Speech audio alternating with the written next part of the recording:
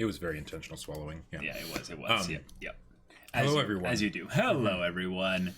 Podcast 86. 86. We have Lil or Lee M9K Lee. Thank you so much for the follow. Glad to have you here. Hello, hey, everyone. Jess, good to see you. Achilles CR. Hey, Achilles CR, is that a Critical Role reference? Is it Crunchyroll? Challenge rating? CR. What does it mean? What was that about swallowing? Nothing. I at have all. no idea what you're talking about now. Bros, how do I install Love you 3000. Muramasa? Oh boy. Yes, love you Devil 3000. Shocker. Yes, we love you 3000. Now, which of us specifically? Because Right, we need to lord it over the other person. Right. Depending on which one you love 3000, it's like, Exactly. you know, one of us might be in the low Yeah. 900s, 1500 each. Oh, I feel so special. I was hoping I'd be 3000, then I could just, be like, haha. Yo, good to see ya. Yes, I'm pretty sure Family Guy 10. 900. Bring on the spoilers. I still need to see Infinity War. You should fix that because Infinity War is absolutely amazing, and Endgame is like even better somehow. Yeah. We are absolutely loving just the time that we live in, where all these wonderful things are ending, and some stick the landing, some don't. It's almost like we're getting an amazing case study in what to do and what not to do. And we're not going to talk today about the what not to do, but you know what we're talking about. You know what we're talking about. That other big budget, fantastical franchise. Oh, right. But we don't mention that here. No. This is an Avengers. This is an Avengers stream. Yeah. Dr. Women Respected with the 100 bits. You guys both have America's asses. Cheers. That we do, Jacob. Susume! Squats, baby. Susume! Even though y'all haven't even seen them, because as far as you know, we're just torsos. Hey, Jacob, there are pictures from like past RTXs. Oh, that's right. That's true. You never know. That's true. You never know what. I saw something where apparently some Instagram influencer basically hired a plastic surgeon to check out her butt to tell all her followers that it was in fact real. That's quite a story. Dedication. Yeah, speaking of incredible stories, we have a VIP shout out we have to get segues. Indeed. To put into the forefront here. For those of you that don't know this absolute legend, we're going back to the beginning. One of the OG supporters of our channel, Steve on the Discord, the Mad Lad, the absolute legend. Cinnamon roll. The cinnamon roll of our... Steve is basically the definition of cinnamon roll. Yes, one of the most wholesome guys we've ever had the pleasure of becoming friends with. Thank you so much, Steve. Thank you. Wherever you are, it's been a while since we've hung out with you, but hope you're doing well. And thank you so much for the support, bro. It means a lot. You're amazing. So, yeah. Generously Bat with the 100 bits. Game of Thrones has achieved the legendary turbo fumble. Oh my gosh. Okay. Yes. But we're going to be talking about Avengers Endgame here. So for those of you that haven't seen the movie, I don't know why you're here. But for those of you that have, can we just acknowledge how amazing this is? How beautiful it is that we live in a world. We live in a world line. Yes, a specific universe, if you will. Right. In this wonderful multiverse that has 11 years of Marvel movies, of superhero movies that built up to this comic book spectacle finale. This glorious, magnificent, over-the-top, just crazy, almost in some ways, to coin the phrase from Glass Reflection, stufective. It was so stupidly hilarious and crazy and over the top, and yet so effective. Because when I think about Endgame, right? And what I was kind of expecting going into Endgame, and what Marvel has kind of turned into, especially with the more recent movies, post Guardians of the Galaxy, right? Where there's been a lot more comedy and things like that. And the whole nature of this movie being hey, let's time travel, fix everything so that all the people come back. That's the most been done plot ever. Any time in a TV show, a serialized, episodic TV show, whenever a character dies, it's oh, hey, this is a time travel episode, isn't it? And it's we knew that was going to happen when we watch Infinity War. That it had to happen, right? Because they couldn't actually just leave it at that. But still, they did it, and they left the movie at that, and it still, just tears you apart, even though they know they're going to bring everybody back. Right. But then this movie happens, and they kept it so character focused is the thing. They made it so that the struggles of all the characters felt real. Because the thing is that we all know it's going to be more or less okay in the end, right? It's the superhero movie, right? They're not going to have everybody stay dead, right? Yeah. But they showed us what this does to the characters, where for their, they don't have the perspective we have. It's real life for them, right? Yeah. And everybody just died. Like, it's something that I wish the more kind of, how would I say this? There's a little bit of a meta kind of approach to those that review the movie or those that look at the awards people. Because while you can't really justify giving awards in this movie based on the performances of previous movies, like you have to judge it as it is its own standalone thing. Totally. It's something legendary in terms of just entertainment to have essentially a TV show kind of narrative drawn across movies with big budget, movie budget, like storytelling. It's absolutely ridiculous. A journalist about with the 100 bits with this single gigabotch, this omega flub, if you will. Every parent that has named their kid Khaleesi of Dunas. Okay. We're not talking about that show right now. We're talking about Marvel's Endgame. And we haven't necessarily seen the most recent episode of whatever it is we wouldn't be talking about. So anyways, the absolute just spectacle of this needs to be acknowledged. There needs to be something out there that points at this and goes, while we don't have to have clones or copies of this because it might not be possible. And we've seen other people try and do things like that. There was even an attempt at a Monsters cinematic universe. Do you remember that when they tried to reboot The Mummy and do vaguely, and they're even thinking about trying to do the same thing with like the Godzilla monsters stuff. And like King Kong and things like that. And bring it all in for some again, another monster cinematic universe. And DC tried. But it's something that we like. While it's Disney, Marvel cornering the market on movies, all over the year and stuff. It's isn't it just beautiful that it exists, like that we're here? Like, right. Even if you weren't a huge Marvel comic fan and stuff before the movies. Like I wasn't either. My biggest exposure to Marvel when I think about it. Sure, Spider-Man, the X-Men movies, and then that one X-Men game that we played on the GameCube. The Rise of Apocalypse. We got pretty in depth into the X-Men lore through that game. Well, it was kind of cool. You maybe I did. It was just more like, there are a bunch of other superheroes and things like. Wait, apparently Mystique in some comics is like Magneto's daughter or something like that, or no, he has a kid with Mystique or something like that.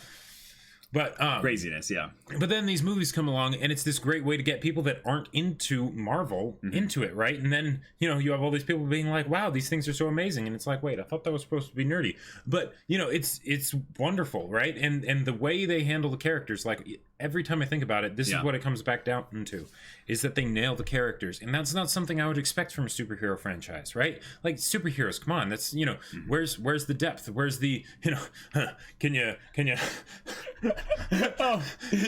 shut off your feelings so you don't have to question the moral ambiguity of your violent actions? Like where's that? Battle lines. But they not even subtle. They handled all the characters so well in this movie. Like, granted, it was a 3-hour movie and like an exactly 3-hour movie, not like a Dark Knight 2-hour and 40-minute movie. And if you looked at this movie, I would say with more of a critical eye, you could see how this was a movie that was primarily a fan service. Kind of absolutely. Just end cap of we just want to give everyone as much of what they want and just all that. Whereas actually possible way. But in the best possible way, because you look at what they did with Infinity War. And Infinity War basically said, hey, we don't have to make the same formulaic movie every single time. Like, get ready because we might do this again in the future. We will pay the costs that will basically mess everything up in order to make something that's truly memorable. If only all stars did that. And that's something that while people like it, projecting things 10 years down the road, I think people will look back on these two movies and see them more as one story, but told from different perspectives.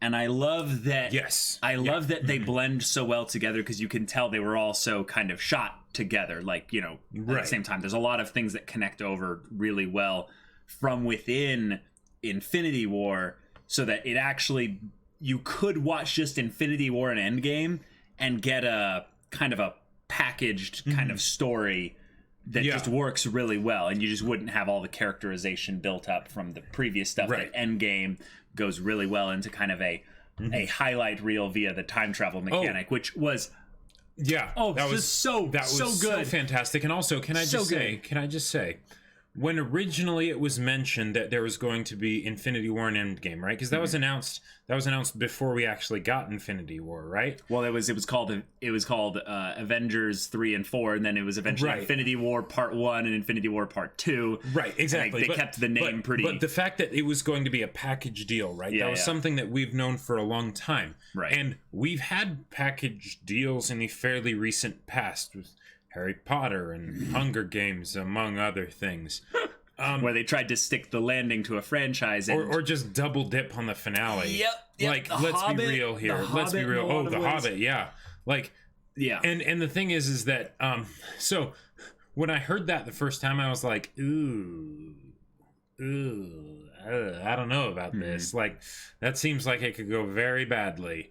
Especially since Age of Ultron wasn't exactly great. No. But wow. Like, we're here. This is how you do a two-parter. Like, we're on the other side of greatness, y'all. Like, and this is something what a time to be alive. This is something that's really special, just looking at not just the scale of this whole project and stuff, but thinking about how easy it is when you have a story built up this way. When you have a story built up this way, and you have everyone's expectations riding on, like, all kinds of things getting capitulated, many story arcs getting delved into, you saw certain storylines essentially have a little bit of a, like, 5 years have gone by. We're going to give them a very dramatic reaction to that 5 years gone by, and then pull everything back as if, not as if nothing had happened, but as if we are back just all on the right track here. Right. There will be consequences and changes, but they localized a lot of that character progression and development to the two main characters, if you will. And it's something that, while you think about it from like an individual movie perspective, I know many people, this is weird to say, but I know many people that quickly tried to catch up to the entire cinematic universe of Marvel so that they could watch Endgame in theaters. Blows my mind that people would even think about trying to do that. Like, I take my hat off to those people that have the gumption to attempt it, but man, yeah. So then these people end up going and seeing Endgame and stuff, and they're like, like, it was okay. Like, it was okay. They got a lot of the heart behind the movie and stuff, but they were like, it just felt like, it was kind of more bombastic, spectacle and of a it Marvel totally movie. was. Like, it was quite the spectacle and everything. Right. But with the fact that they had been building up to this for the course of, 22 movies including this, or before Yeah, 22 this? including this. 22 including this. Yeah. That's ridiculous. And, like, because, okay, just having a story that works when you have just a few characters can be tough. Right. When you have a lot of characters, it gets ridiculous. And I'm not talking about making a good story. I'm talking about making a mediocre, passable story where you just actually have a story of all the characters being in the same place and things happening and whatnot. For sure. But no, not only do they do that, but and they have the whole plot of the movie, but they double down and give characterization and development and interaction between the characters and their characterization. It's not just them by themselves, but it's their relationships with the other people, right? For sure. They build on that over the course of the whole movie. They do it so efficiently. It absolutely blows my mind. Like, because this is the kind of thing that I would expect from, like, maybe like a like an ambitious, very well executed 2-core anime, right? Where it's like where they have that much like time to work with, and that's what they do. But no, 3 hours, like that's 1 core though of an anime. Less. Well, 9 episodes, 22 minutes. Yeah, times 9. Oh, okay. Yeah. Okay, so that is less. Yeah. Yep. It's ridiculous. Yeah. So we get this spectacle of a story. They spend actually the first good hour of the movie, sans the beginning, by the way. Cold open to this movie was perfect. So good to have Renner and his family basically go through that in the beginning of the movie. But before you say anything, I gotta say, we are going to probably just laud this movie, shout it from the rooftops and stuff about how much they decided to focus on the characters and keep us grounded in the characters' motivations consistently in that beginning. I would say probably the weakest part of the movie in terms of pacing, because you have multiple characters not just going through the process of seeing where they're at after these 5 years and stuff, but actually like giving like setup for their finish of their arc, I would say, in this movie. That's the original 6 Avengers here, right? And it's amazing how they did that. And yet, like, big studio execs and stuff sat down and had to decide. And they actually okayed it. Okay, instead of having a huge, like, kind of action set piece spectacle, 1, 2, 3, 4, or whatever, like we did in Infinity War, let's bring things back to the characters and let's just have them dealing with this just hell that they're living in. Like, I feel like this is just so bold. I love it. How could you say something? How could you say something so controversial? And yet so brave. Yeah, so brave. Yeah. And maybe it's just because Disney has been so stupidly successful with the Marvel Cinematic Universe, right? That they're able to basically say, you just do whatever you want and just make it a great movie. Like don't necessarily think about like commercial. I mean, no, they were probably thinking all kinds of commercial success. I mean, the way this movie is engineered, how could you not? But like, the fact that they decided to start with Hawkeye, that cold open with Hawkeye, like, because if you think about the original 6 Avengers, right, the one we care about the least is Hawkeye. Like, to the point where they kind of wrote him out of the story before then, because it's like, well, he'll just be with his family, and that's great. They named him in Avengers: Age of Ultron. And then here in Infinity War, he wasn't even really in the story. Right, exactly. So then, and then it's like, let's bring him back for a good reason, because his family's all gone, right? And it's like, oh man, I never expected to really care about Hawkeye, yet here we go, right? And the fact that they also started it with then dealing with the ramifications of Tony dying, right? And of course, he's you don't know. You're like, we're pretty sure Tony's gonna live, right? Because, I mean, after Infinity War, like, you can't be sure, but you're like, nah, he's going to be okay. And he is okay. But the fact that they show him coming to terms with it, they show the stuff with Nebula, which is also a great way to build the foundations of her whole arc in this movie, when we didn't necessarily care about her as much than like the other people in the Guardians of the Galaxy and stuff. And I mean, we had Guardians 2 for that. We had Guardians 2, which was absolutely fantastic. But, like, just in case people hadn't seen that or, or things or whatever, basically priming that, like, she's going to get good development here. Like, it was all just absolutely amazing. Because if you think about it, the big thing with character deaths is not the actual deaths, right? Because we have stories where people die and then it's just, oh, whatever, they're dead. That was lazy writing. And then it's over, right? But it's the responses of the characters, because it's the people that care about those people that died, right? That's where the hit comes in. So the fact that they preemptively give us the hit for Tony's eventual death by having all the people come to terms with the fact that he died, and then showing how grateful he is to be alive by, after the 5-year time skip, showing him with his daughter and the I love you 3000 and everything, and all of that, and the fact that he is like asking Pepper to basically say, no, don't do this, don't invent the time travel stuff and all that, like, all to set up when he dies, and it's at the very beginning of the movie, and like, I say we could spend a whole podcast primarily on Iron Man's arc over the course of the MCU, but one of the things that they did really well in this movie was, like we said, they focused on the characters. But one of the things that a lot of stories out there have trouble doing is keeping, I would say, a cohesive narrative with having characters with different motivations. So here's something that naturally happens when you're writing a story and you have characters with different motivations. Conflict happens. Yay, that's what makes stories engaging, right? Exactly. Case in point, we have Thor, who I think was also one of the most like dangerous decisions by them to make Thor go through this specifically. Because Thor was kind of this catharsis in Infinity War where he has been like basically building up of, yes, he's going to come in with the ultimate Deus Ex Machina weapon and save the day. Nope, he failed. Right. And then you look back at the entire Thor trilogy, and I think a lot of people, at least myself, kind of fell asleep on Thor 1 and 2 after Ragnarok. Especially Thor 2 after Ragnarok, and kind of needed a little bit of a refresher on what Thor's arc was, where it's actually was mostly described in Thor the Dark World, where Thor's arc had kind of left off on.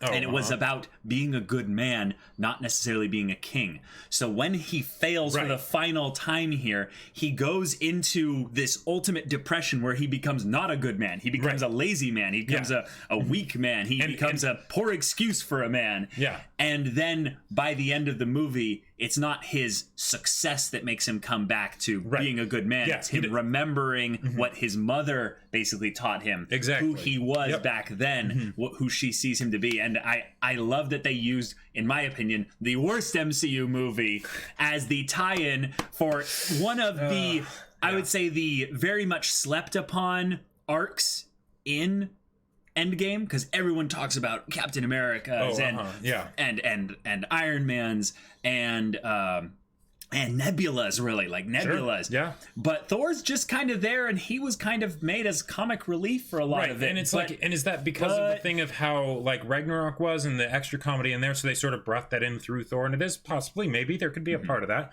but it fit. It fit. Thor has always been so proud, and the fact that he, like, literally, if he had just gone for the head, right, he could have stopped the snapping from happening. Like, that's...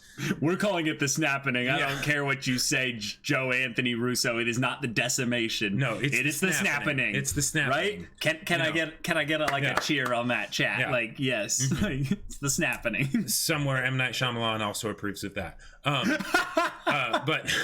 Right? But the thing is that like, and then we see like, because the thing is that his sink into depression and all that stuff in the beer belly and Noob Master 69, like, that was great. But I loved what I loved was how viscerally he went after Thanos. Yeah, because it was like this was all he had left. Like, and maybe if he killed Thanos, like. They did such a good job of making it seem like Thor was killing Thanos because he was so terrified of Thanos. And even after Thanos was dead, he was like, wait, that actually worked? His head fell off? Like, wait, hold on a second. Like, what? Which is great because then it's in parallel with how we're feeling, because it's like, wait, they killed Thanos in the first 15, 20 minutes of the movie? What? What? Like, how does that work? In some way, your meta brain turns on almost immediately with that, which makes it, yes, another crazy decision by them to kill Thanos in the first 15 or 10 minutes even. Because basically they're saying, we're going to do some kind of shenanigans with the Infinity Stones in order to make this all come back to normal. And we already seeded everything with Ant-Man 2, Ant-Man and the Wasp, with the whole, he's lost in the multiverse, in the quantum realm specifically, but not multiverse, but they're going to use the quantum realm to essentially do the whole thing here. And they blended the perfect thing with quantum realm and time travel. Yeah, Darth Nazgul, the way he said, I went for the head, is so defeated. It was... Yeah. Definitely. Because the thing is, I never even thought about it before he said that, of like, I went for the head, and it's like, yeah. Like, because, I mean, how much would that have haunted him over the, For sure. Yeah. GUI Engineer with the 100 bits. So we're going to talk about the Sling Ring portal armies coming on screen being just amazing. Yes, eventually. Eventually, yes. Oh, man. I feel like that is the closest thing to, like, and it goes even beyond that. But when like you have a really hype opening in an anime and it plays during the show. Yes. You know? It's just like yeah. So we get this set of arcs for each of the 6 characters. I want to talk about Hawkeye's, and we'll just kind of move our way through the Avengers, the original 6. Hawkeye's was something that I feel like they used his screen time efficiently. He was, I would say, the best example of efficient character development, because he gets the hard, brutal cold open. It's the first thing you see in this movie. He loses his family. He's the only survivor. It's not some, I lost my kid. It's, I don't even know what happened here. I don't even know who I am anymore. Like, because the thing is that they could have had it be something where, okay, he lost like his girls, right? You know, or his wife and one of his daughters, you know, or something like that. He lost but the thing is that then it still would have been something of like, okay, no, you shouldn't be adventuring with them. You should be taking care of your kid, right? And anytime a story does that, where it's like, oh, you know, part of the family gets killed, but then there's people left alive, and then it's like, oh, I'm going to leave what I have left, you know, who's left, so that I can no, don't do that then. Please, no. And here's the other thing that's crazy. You guys remember Age of Ultron, right? They spent a huge chunk of that movie at Hawkeye's house, building up his family and how he lived the quiet, simple life. And that's something that Iron Man saw in Avengers Age of Ultron and was like, maybe Pepper and I will do something just like that. So they knew where they were going with this franchise, and that's probably the thing that we have to continually take our hats off to the legend Kevin Feige, who's kind of, you know, Lelouching this whole thing, you know, keeping everything in a specific vision and stuff, because when you know where the journey is going, you can make these little decisions along the way that, even though they might have changed little things along the way and stuff, it's something to marvel at. Well done. Well done. Well done. Yes, exactly. So we end up getting Hawkeye becoming Ronin. He becomes a Dark Avenger from the comics. Basically, he's going around and he's killing people. He's just enacting like edgy justice on. Wait a minute. There's everyone there. Does he take the name? Yeah. Wait, he takes the name. Ronin. It's a comic reference. Yeah. Right. But. Yeah. Wait, but there's another Ronin. So there's two. No. But Ronin with an I, not Ronin with an A. There we go. Okay. It might have been the Ronin. I will never forgive the Japanese. Oh my god, don't make this into a JoJo's reference. Oh my gosh. But seeing Hawkeye go through this pain is something that I would say it's not the most creative or inventive form of storytelling. The reason why it's powerful is because they have another character's arc going along, I'd say a bit adjacent to Hawkeye's, one who has always had her arc in some ways kind of adjacent to Hawkeye's, but I would say a little bit more developed than his, is Black Widow. Right. And it's amazing to see her in pain regarding what he's going through. Right, because the thing is that in a lot of ways she didn't really lose anybody. Like, she lost Nick Fury, and she lost Hawkeye in the sense that he lost everybody, so he became a completely different person, and that's kind of how she lost him, right? Yeah. But the number of people on her list of like close people in her life has always been small, right? But they've done a great job with her character over the course of the movies, even though she's never taken center stage in any of them. And that was the perfect tie-in in my mind, both for her own arc, but then also to tie Hawkeye to the Avengers and everything very, very solidly. Right. And this is something that I saw some people getting frustrated about on Twitter, actually, saying that Hawkeye got off too easy for being a murdering madman for those 5 years and stuff. And in some ways, I totally understand what you're going through here and stuff like that by saying that. But the thing is that when Hawkeye gets found by Black Widow, she's the perfect person to find him, because what's very much insinuated is that they've both done worse things, but it's just on a smaller scale. Right. So him doing not as visible. Exactly. And that line, don't give me hope. That was beautiful. Jeremy Renner, he needs recognition just for that line. That was perfect. Yeah. And then of course the bookend to that line of the I don't judge people based on their worst moments. Yep. You know, and then maybe you should like that. Yeah, maybe you should, because on some level, I think that his character will be one that if they ever revisit him, he won't ever really be the same after this. Oh, absolutely. Because here's something that's kind of crazy, is that whenever you combine, this is something actually Haikyuu did very well, bringing in an anime into this whole discussion here, but they combined characters in sets of 2 for their character development. Yes. With Black Widow and Hawkeye going to get the Soul Stone from Vormir, people had to know. I've seen the memes of people being like, they're going to get the Soul Stone. It's like, oh shoot! Should we tell them? It'd be rude not to. Yeah. But don't. Like, so they go to get the Soul Stone, and we definitely expect Hawkeye to be the one to die. Right. I think that's something that they very intentionally did here. Yep.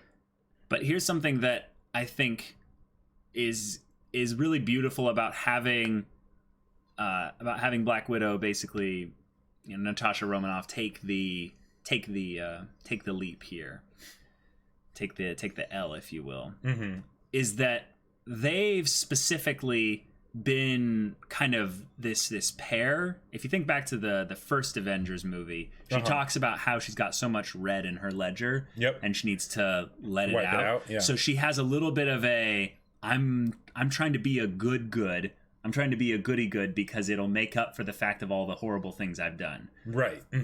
She watches her best friend, or basically her only remaining friend, her only remaining really close friend, I would say. Her and Cap have been getting a little close, but those two have been like, they've shared a lifetime together, or at least like half a life together. But she's been that horrible person for like way longer than Hawkeye was. Well, and I get the feeling, I might be wrong about this because I don't know as much about the comics, but it seemed like not just Fury, but also Hawkeye specifically was one of the people that helped get her out of that, you know, of that previous life. Yeah, she I believe had him come to kill her, but he didn't, and he decided to basically recruit her. Yeah. And that's the gist of it. Right. He gave her another chance at life, just like she gave him another chance with his. Right. And so, you know, I mean, come on, coming full circle. And right. So instead of giving him hope, she gives him an actual tangible second chance. Right. And this is something that I love, that there was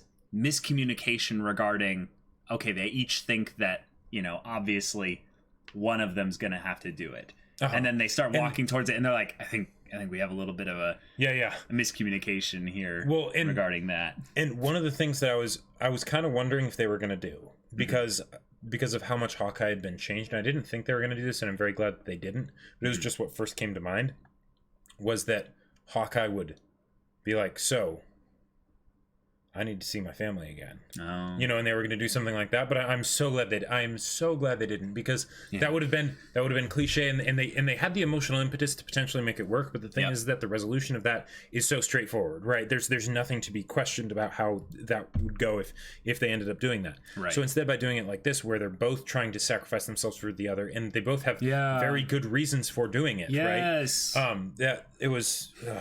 That part in the movie made me cry so hard. Like, that part in the movie, like, first time I watched that, I am genuinely like clutching my knees, you know, just like rocking in my seat. Like, I need at least one of you to live. And I know that both of them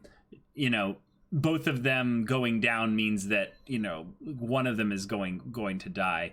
But it was something where my meta brain was like, it's gonna be Black Widow once this thing goes, because they're making her prequel movie. And I'm like, shut up, brain, shut up. And then and then when she basically says, you know, it's okay, it's something where I'm really glad that they never had any romantic nothing. Like, can you imagine, y'all, if they ham-fisted some kind of romance with those two? And this is like they did with Hulk and Natasha. I agree. That was not a really good example of that, but they did this specifically just to make the dramatic moment where she sacrifices herself for her. But instead they give him the family, and it's just I don't know. In terms of those, I am the person that will do the good thing and sacrifice and be basically your savior. I think having it be from the person who was the actual assassin, like like, well, and someone someone made a good point. Or where was it? To paraphrase Loki in the Avengers, thank you, Darth Nazgul. You really think saving one man, Hawkeye, would wipe out all that red from your ledger? Turns out, yes. Yeah. It's something where, because they set up this scene, and one of my favorite scenes in the movie also is a scene with Natasha and Steve. The peanut butter sandwich scene. I think that was one of the most geniusly written little bits of dialogue, because you see Steve trying to put on a good face and put some good humor into this whole thing here. But then when they actually sit down and start talking, he's like, people move on, but not us. Yeah. And she's like, no, we don't. And there's this moment where you realize that they both understand that they're trying to be strong for others and be leaders. Right. But they can't actually do it that well. So they have to do this. They're human too. They're human too. So they have to do these little things. So I love that Steve has the little kind of talking group, the little counseling group, and he's just kind of being there for those guys. And it's like, that's such a wholesome, good Captain America. Yes, okay, good guy. But then you have Natasha trying to be the new leader of this whole thing by coordinating with all the people who are going out and about and helping deal with things. And you can just see it's just having her fray on the edges. It's fantastic. There was no even like forced pandering of any relationship stuff with Steve and Natasha. Nope, it was all like I love the way that the Russos write their characters just bouncing off each other. It's so good. Yeah. The characters in this movie, it really communicated just how much love they had in their hearts. Oftentimes not for the people right next to them, because they would, like Iron Man and Captain America being at odds with each other and stuff. But the idea that the bonds that these characters share run deep, right? Even if they're frayed at times, even if the bonds are with other people that we don't necessarily know. Like Hawkeye has his bonds with, Black Widow. Yes, thank you, Darth Nazgul. I am sorry. I know that the Russos weren't the writers technically, but they were involved with the writing team who did the actual writing. So sorry, I'm not trying to say that the Russos did everything. Yeah, and this, I would have absolutely loved to be in the writer's room for this movie, because the thing is that this is not something that one person would ever come up with. No, there were two main writers. I am pretty sure that they were Marcus and McFeely. Yes, I think so. I'm not 100% sure. Can y'all wiki that for us so we can give them proper praise and stuff? But the thing is there was such a level of refinement to this, where every bit of dialogue was snappy, but not too snappy. Because the thing is okay, with something like Thor Ragnarok, right? Some of it was hilarious. Other parts of it, it's okay, that kind of fell flat, right? Right. It was a joke they were attempting, and it just might not have worked for you. You could see how much of it was improv, because it was very creative and inventive and things like that. But sometimes it just wasn't. It just didn't land. Right. That was not the case here. It was just if there were a bunch of things that had been filmed and stuff that were more of the duds, and those were just taken out. And the fact that they had all that, and it was still 3 hours, because so often it feels like the longer something gets, the more they just put padding time in there. Right. Again, we're having great examples of this recently, but they don't do that here, but not us. So we end up getting the arcs of Natasha and Hawkeye solidified in a very cool way, and then having the characters around, after they've come back from the whole thing, mourning Natasha and kind of realizing that they, she would want them to continue and stuff. Hey, Zarm GS, thank you so much for the Twitch Prime 7th month. Yes. Be sure to check out your magnet that you've got now. We have sub badges in, so they're pretty cool. Yes. So everyone's given proper time to breathe when big story moments happen in this. There were a couple times I remember in Infinity War that, because everything was from Thanos' perspective, we never got the characters, the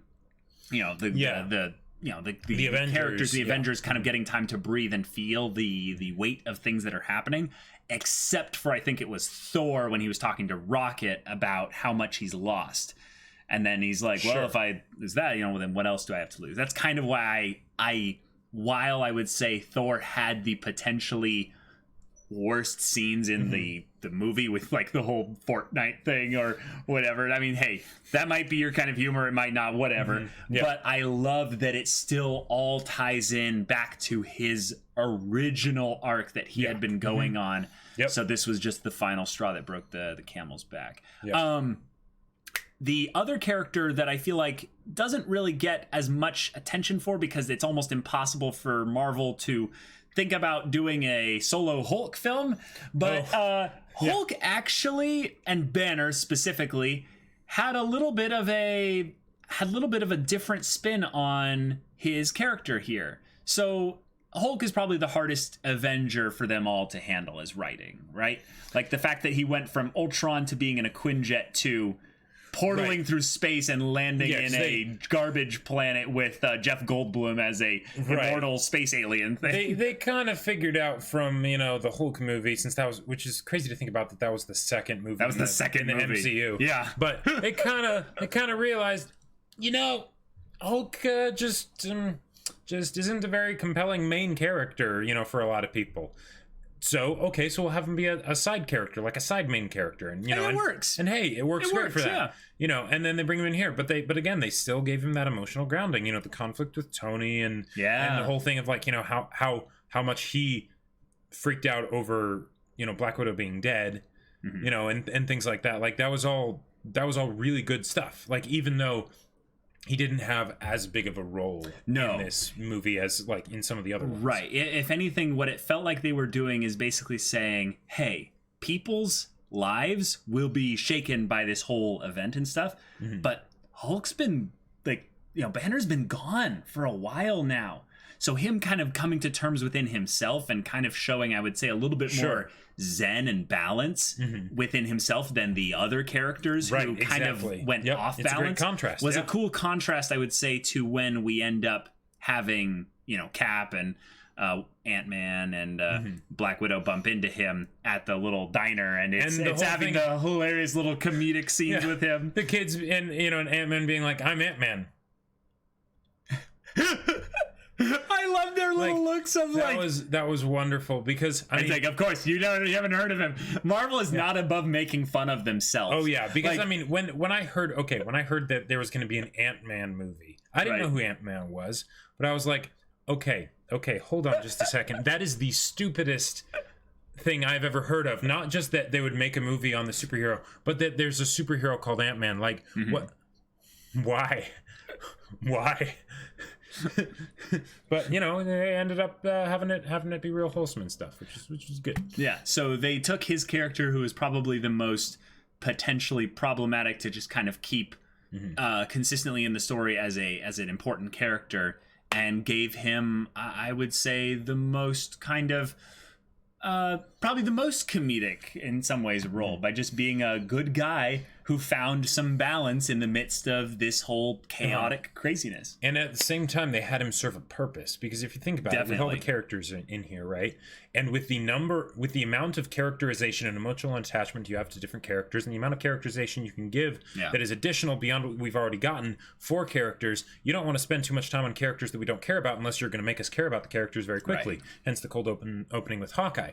Right. With people like Tony Stark and Captain America, you have more leeway, right? For sure. But then with someone like Ant-Man, what do? Especially when they're so plot relevant. Instead, you have him be essentially the perspective character as we see the aftermath of this happening, right? Yeah, have him be the audience. Right, exactly. He's coming through and being like, wait, what's happening? Whoa, all this stuff is going on. Yeah. Wait, hold on a second. Which is great, because it emotionally attaches him to us, because we were emotionally moved by what happened in Infinity War. For sure. Then it also provides something that is very much needed, which is kind of exposition about where everyone is now, but in doing it in such a way so that it's not just spoon-feeding information, but actually giving an emotional core, because he probably because he had the whole Hawkeye thing. He had a family and everything, right? So the fact that he would be the one freaking out about it in some ways the most. You're conflating characters now. Wait, Ant-Man? Yeah, you just... Wait. You just said he had the Hawkeye thing.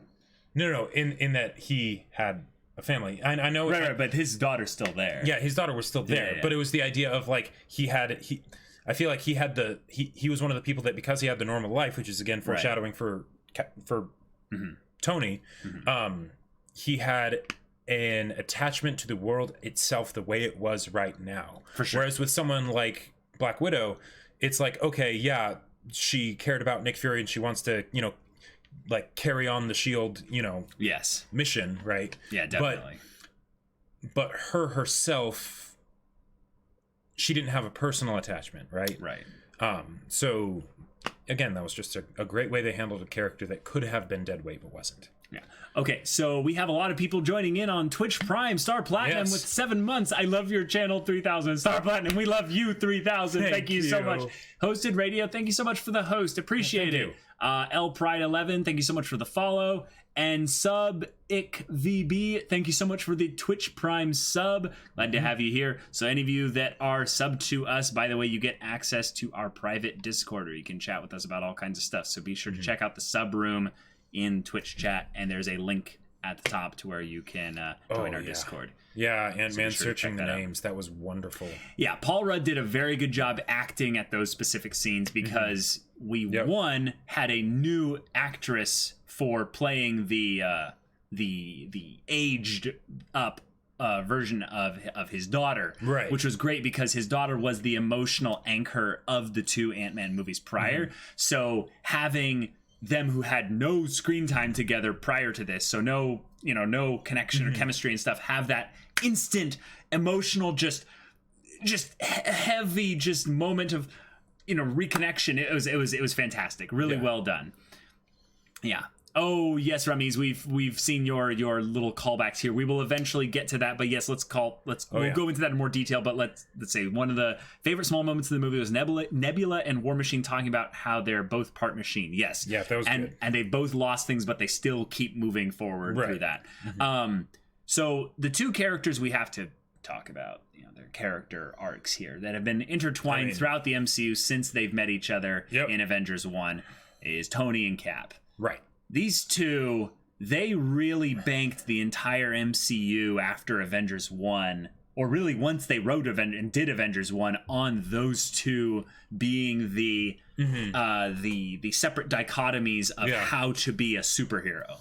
And maybe that was kind of the obvious decision in a sense, because Thor just wouldn't have worked, and then Thor's not human. Exactly. And then with everyone else, they don't have their standalone movies, so naturally the attachment to them wouldn't be quite as much. But they just nailed it with those 2. They really did, because when you think about the journey that those 2 have been on, they each got their own trilogy, and in some ways Iron Man bled into Cap's trilogy with Civil War a little bit. Sure. And while I would say Iron Man's trilogy had a couple misses in terms of the way they handled certain things in the second and third movie. Yeah. The fact that his character was portrayed so well and written so well, I would say the character of Tony is still handled fantastically well, even in that second and third movie. Like when people go back and think about what made why was Iron Man 3 so horrible, or why was Iron Man 2 so bad, like I still think those are one of the lesser or more average Marvel movies. I would say specifically Iron Man 2, but Tony in those movies is handled really well, consistent all the way through. Just all the other stuff surrounding Tony. Like that, even in Iron Man 3, like Tony had a lot, like they focused on Tony heavily, and the parts where they did, it was awesome. With the PTSD, right? Exactly, and the whole thing of like him needing to go on his own and operate on his own is fantastic. It's just all the other stuff, right? So we end up having them collide in Civil War, and Civil War was something where they wanted it to happen at some point, and it was tricky in how they handled it, but the point was that they still nailed it, I would say, with the motivations of the characters bumping against each other and creating this schism between the Avengers, to where now we have Endgame, and they basically come back together for the first time in the beginning of the movie after Marvel saves Tony, brings him back, and Tony, just Robert Downey Jr., his acting his acting, I almost just called him Tony. So it's just Tony's acting. Well, have you seen the interview where the person just calls him Tony? Yeah. And he's like, it's fine. It's fine, yeah. But his acting for when he's like, I needed you. Where were you? Yeah. Like, I needed you a long time ago. Like, because you realize that while they had their differences and stuff, it was heartbreaking to watch this brotherhood that they had shared be something where Tony's in pain. Yep. He lost the kid. He lost basically the one he was going to be kind of the father figure to. Right.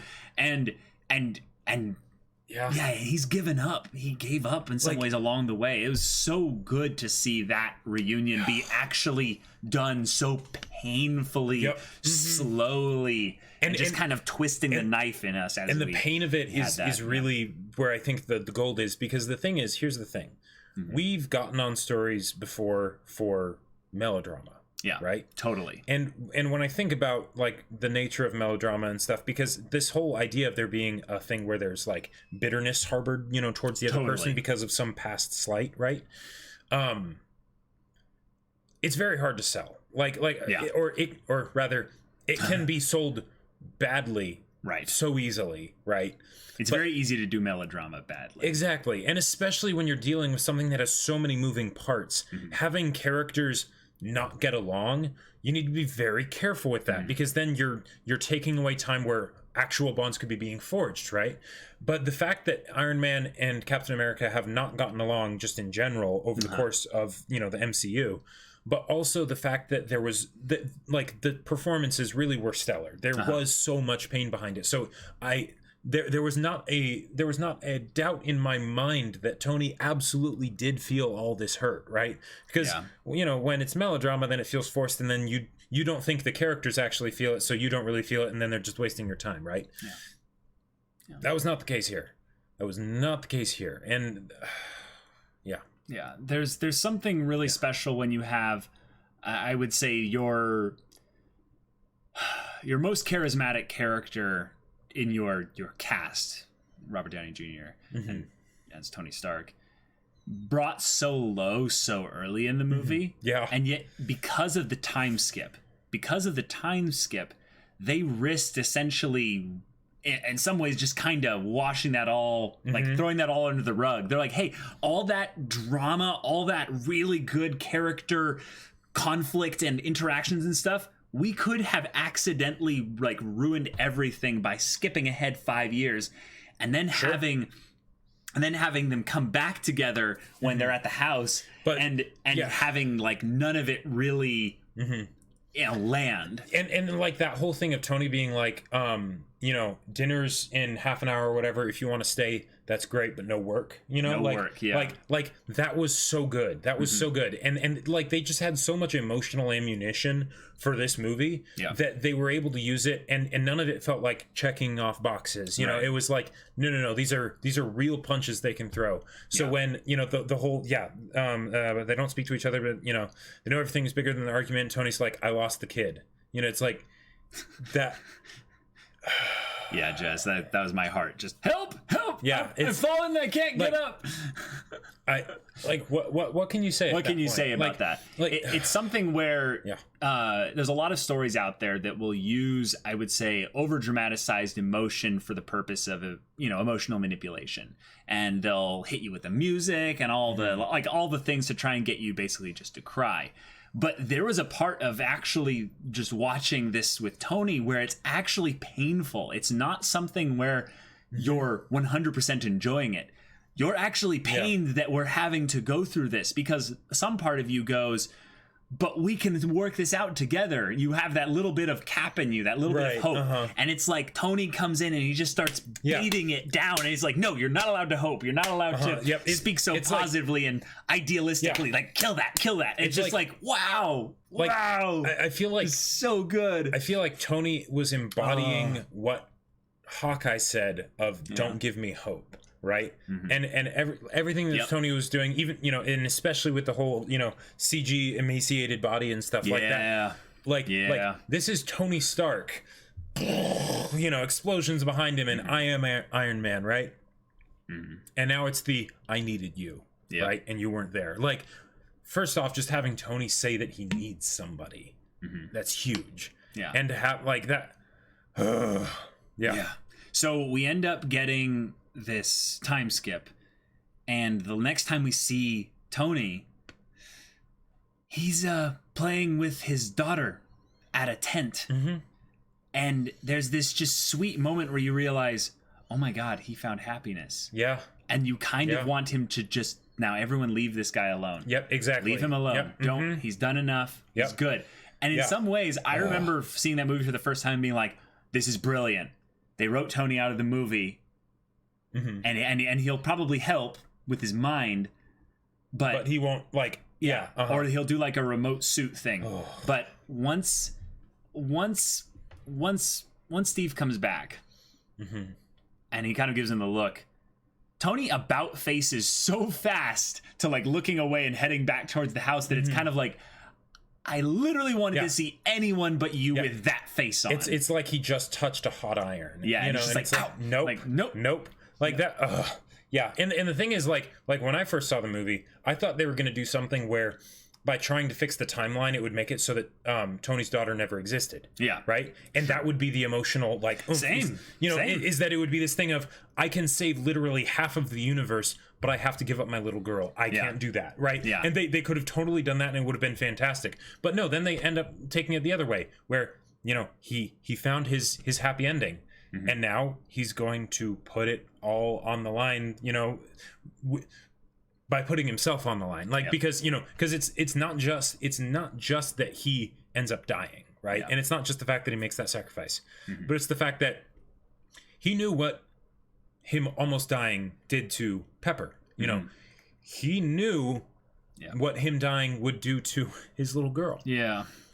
And also introducing Morgan was a big moment because it was just like stakes just doubled. Stakes just went. And that was probably the most emotional manipulation they used in the movie, was anytime they brought kids into this story with like Hawkeye, Clint Barton's family, with Ant-Man, Paul Rudd's character's his daughter.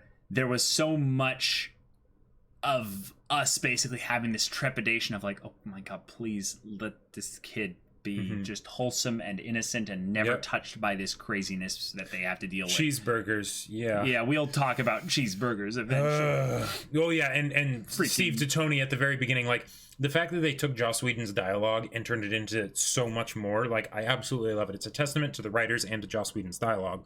But you're not the one to put your life on the line, lay down on the wire. I'd probably just cut the wire. The only thing special about you is that you came out of a bottle like that. Yep. So we end coming full circle. Coming full circle. This is something where I gotta praise actually the amount of fan service they were willing to give here. So here's something that I find to be kind of special about this second act of the movie, if you will. Basically everything involved with the time travel. So you get Tony, and he knows he's got to do this. He knows he's got to do this, and we're not going to talk at all about like kind of the foreshadowing of like all of Tony's arc leading to his death and stuff like that. We'll get to that in a second. But this second act is something where it was so silly, it was so fun, it was so ridiculous, and it was so perfect for what they had set up in the MCU that it was like, hey, we knew this was going to happen. We practically knew this was going to happen. We were told literally over and over again in multiple movies, and especially in Ant-Man and the Wasp, how this was going to be fixed. Right. Now, there were probably people that didn't watch Ant-Man and the Wasp, and that's okay. But the thing is that when they actually go and start doing this, I think this is where the MCU's comedic genius actually comes into full play here. If you notice that they actually explained away most, not all, most of the plot holes in the actual like second act with regarding time travel and all that shenanigans and stuff. And this isn't Back to the Future. Yeah, exactly. They explained away so much of them, and yet that was that whole kind of sequence was probably, like, all the time travel stuff was probably some of the most funny moments in all of, like, Marvel's cinematic universe ever happened there. It was wonderful. You're like, that is America's ass, you know, like, like there were Hydra. There were so many funny moments there that you realize that Marvel had to, like, they had to look at this and go, guys, there is literally only, like, time travel on the books as how we can solve this, right? So how are we going to make the audience accept this? Right. How do we make them not groan when it's like, oh, what if we do time travel? You know, it's like, so obviously we need to, the only way we can do it is with time travel. That's never going to happen. Oh, hey, time travel's possible. Yep. Cool. Let's go do it. Cool. Wait, but what about all those? Yeah, you really would believe Hollywood? You know? Yeah. Exactly. We've got stuff to go. We've got characters to save, and if you're not servicing your fans, then you're doing something wrong. Plus, it was done so well. This is something that I hope that we look back on this and understand how much of this fan service was needed. Yes. Like, can you like look at the first act and tell me how many of the fans actually wanted that painful of a first act in the final Avengers, like, you know, it's not in the final one, but you know, in the final Act 4, Phase 4 Marvel Avengers movie. Like, that was a painful first act. So in the second act, yes, let's hit them hard with the fan service. And not just that, but the details of the fan service that they do. Like I can do this all day. Yeah, I know. That also builds up to later when he's facing off against Thanos and his entire army. And you know that Cap is thinking, I could do this all day. Well, I can't. I'm going to die, but I will anyways. I will do this anyway. Like that kind of stuff. It's like, yeah.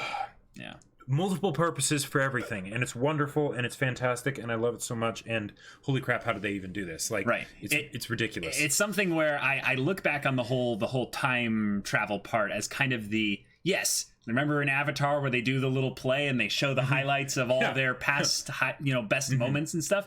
It's like, oh yeah, like let's not try to kid ourselves. That is primarily the main reason why they did it this way. It's not just that they had that, it's that we get to showcase all of, like, some of our best moments in this with some of our favorite characters and showcasing things from different perspectives. For the dripping fan service. It's so good. And even the thing of Cap finally, like, picking up the hammer and stuff. It's like you kind of knew it. You kind of knew it, Avengers right? Age of Ultron, right, exactly. We'd seen Age of Ultron and everything, but it was just, So we have this whole time travel bit here, and one of my favorite little things that actually made me believe the whole time travel thing, and this is something that I hope people pay attention to in, like, just general discussion and stuff around this movie, was that Strange gave up the Time Stone willingly. So when Banner goes to the Ancient One, which I loved the whole thing of that. That was wonderful. She has this moment of like, wait, he gave it up willingly? And while I would say there are some, we'll talk about the eventual problems that kind of did exist in the whole time travel thing later, but that was primarily the moment that made me go, oh, there were actual things that he did. He didn't just observe futures. He actively influenced the futures towards this specific thing. And we are in the end game now. Like when she, yes, exactly, the Ancient One, Nani, like, he gave it up. When she has that about face kind of, I'm sorry, like, excuse me. It was probably one of the most well-acted single moments of dialogue that the plot kind of cruxed upon, was making us believe that Strange actually, like, saw 14 million whatever futures and knew that this one would work because of certain things going a certain way. Well, and who knows, maybe there wasn't just one, but he had to tell Tony just one. Oh, sure. Sure. Yeah. There's a lot of things that can be looked back on that as, aspects of analysis, and I'll leave that to the more capable theorists. Right. Because of the rat. Yes, we will definitely be memeing that Master Splinter rat till the end of days, because bless that rat. And we got to see Hulk versus a wizard.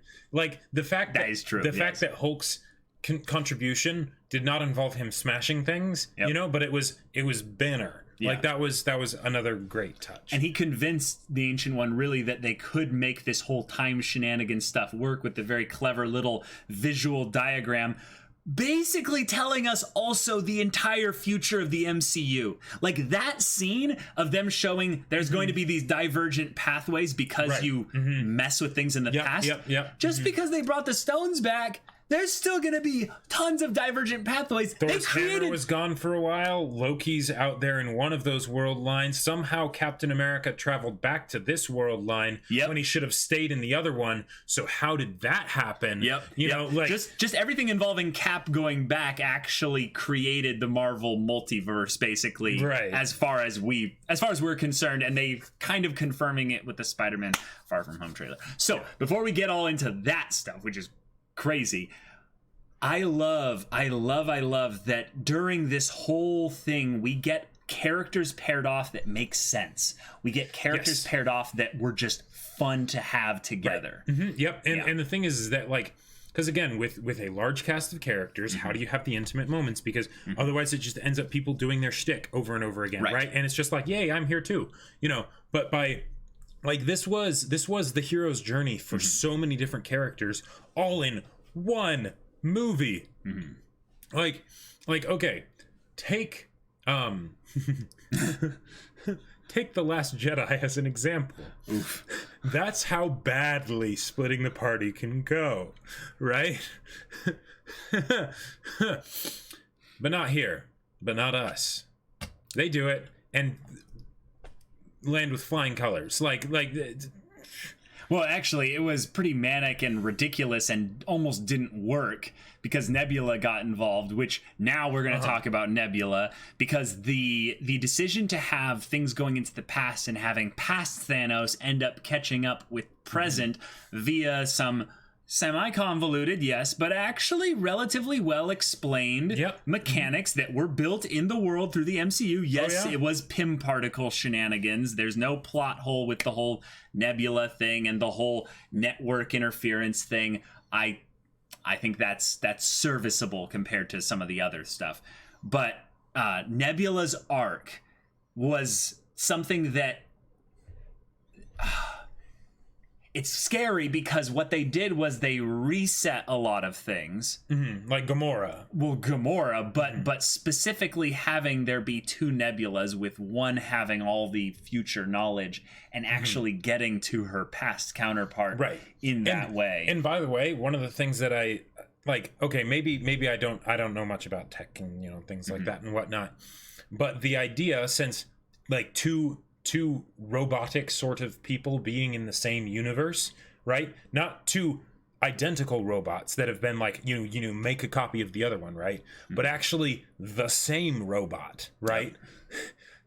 Like, and again, this could just be me not knowing about technology, but I could see something like that happening where it's like, oh, this is something, this is a phenomena that should not be possible, right? But it just happened, and now things happen as a result of that.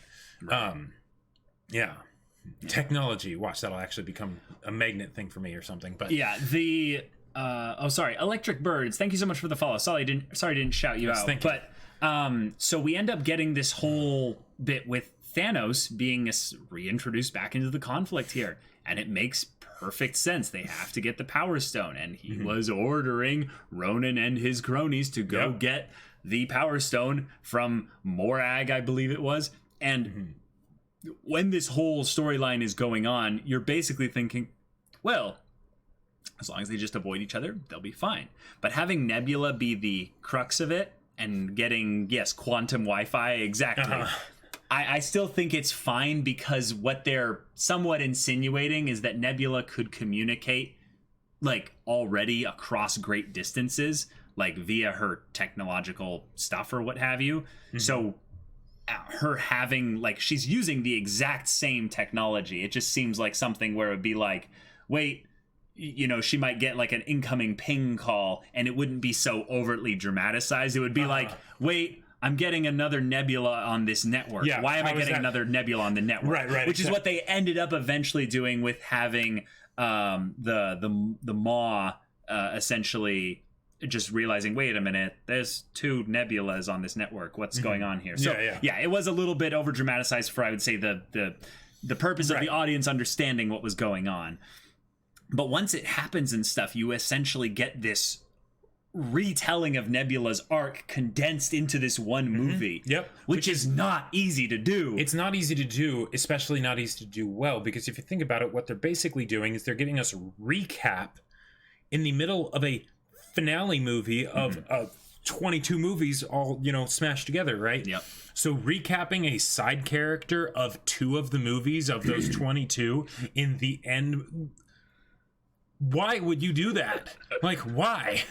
Right? But not only did they do that, but they had that basically give additional foundation for who she is as a character and and additional emotional attachment for us, the audience, to this side character that, while she had great stuff in Guardians 2, like, if you think about all the people in the MCU, she's not on, like, the high list of, like, oh man, I am the most emotionally attached to that character. For sure. But after this one, oof. Just maybe. Like, I mean, there's a lot of characters, but they did a good job where it could have really flubbed. Guardians 3 might end up being, depending on how they handle this, it might be one of the greatest Marvel movies if they handle, I would say, this upcoming cast of characters having to deal with these very unique character situations that they're in. And we'll get to kind of recapping where things are at the end once we get to the end. This movie is just a monster. So Thanos gets roped into the whole plot here through some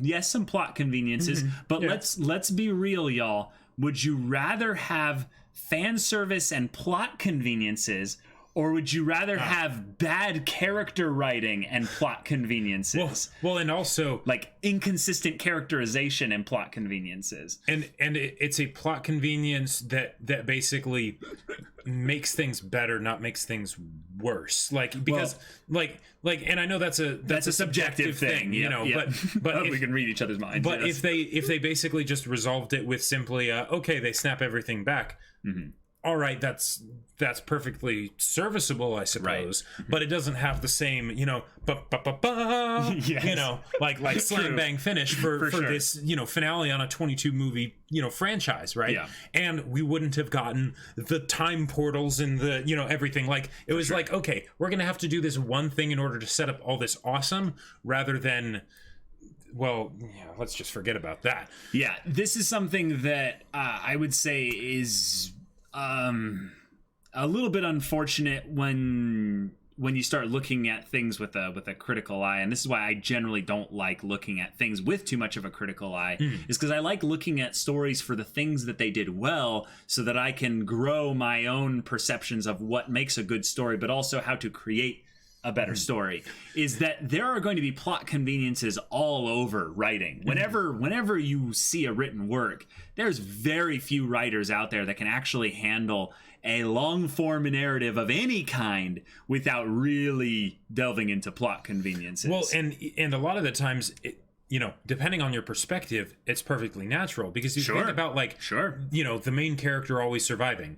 Well, that's the reason a story is being told about them, is because they're the one that survived, maybe when a bunch of others didn't, Yeah, exactly. And yes, I love that one. General C. Patton, what do we want? Reverse engineered PIM particles. When do we want them? It's irrelevant because time travel. Because time travel.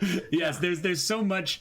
There's so much, I would say, that they went to the great lengths of making sure that they could find a way to make this somewhat be, I would say, somewhat serviceable of a time travel plot, and yet have it be so much fun, and in some ways so, I would say, not bloated, but close to bloated, and still be just this rip-roaring, engaging journey. Yeah. So you have everyone coming back. And yes, it was really sweet having War Machine, Rhodey, and Nebula having their little moment together, because they're both kind of the underappreciated side characters. Yeah, and it's just like, we've been through a lot, we've survived a lot. We acknowledge each other's in that, and there's something that just showcases, I would say, more opportunity more for Nebula's character arc of her being willing to in some ways just accept that from others. So it's good stuff there. But then we get everything back, and we're rip-roaring into Act 3. We have Hulk putting on the gauntlet. We have him bringing everyone back to life. Seconds afterwards, Nebula's deception runs through perfectly. We have a Pym-particled, shrunken down Thanos ship that went through the quantum realm into this whole thing there. I thought it was going to be something where Thanos was just going to show up, and I was like, oh man, that'll be crazy, right? Like, I didn't even think they were going to have Nebula be the one that would go through. It was just that Thanos would just go through, and then it'd be like, haha, you know, or she would bring Thanos and his cronies back. But no, let's just bring the entire ship, because why not? And then it just, it's up there, and bombard. And instead of making it something where it was the world is at stake story, which is actually something that might kind of make you guys rethink and recontextualize this battle that happens here. There was never any point where Thanos was really going to be, like, you know, capable of threatening the Earth. Once you realize that Hulk snapped and brought everyone back, it was something that, at least in my mind, I was like, oh my god, when are they getting reinforcements? Right, yes, absolutely. There was the point there where Thanos was like, well, if this is how it turned out, I guess I'll just start from scratch, you know? Yes, but that was once he gets the Infinity Gauntlet.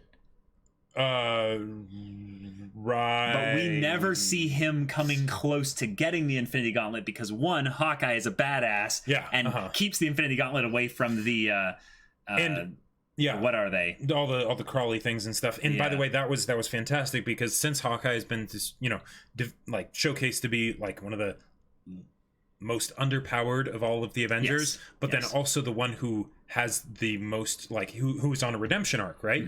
The fact that they're having him be the one running away from all the monsters, it has a great amount of tension to it, because you're thinking they might actually be able to get it from him, you know, because he's not just going to swing his magic hammer and destroy them with lightning. But then it went full anime, and he was killing monsters in an elevator shaft, going up with his cable attached to it, and his katana's pulled out. And which was absolutely awesome. Which was absolutely awesome. And the rule of cool for that was fantastic. But the narrative implications with the fact that he's the one doing it, not just from the purposes of being able to keep the Infinity Gauntlet away from them, but then also the fact of everything that he's lost and that he's trying to make this right, and the fact that after Natasha sacrificed herself, he can't let this go. Like, he is clinging to that with everything he has, because that's his family, and that's, you know, her.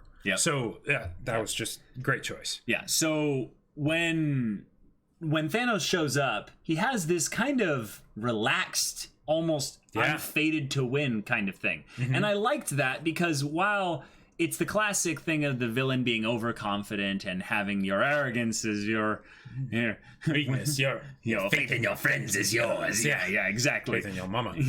So we have Thanos confident, cocky, telling Nebula to bring him the gauntlet and stuff, bring him the stones. So he has a little sit down, and our three main Avengers heroes come out of the woodwork, and they're there. And Thor I didn't even really talk about Thor's journey as much. I already kind of gave Thor's arc a little bit of a discussion thing there earlier on. So if you came late to the stream, I'm sorry I didn't talk about that. And we didn't even talk about the details of Captain America and Iron Man going back in time, and everything that happened with them, of looking through the window, and I consider that all part of Tony's dad. Right. I consider that all part of the ending. Like, we'll get into that once things are moved towards the end.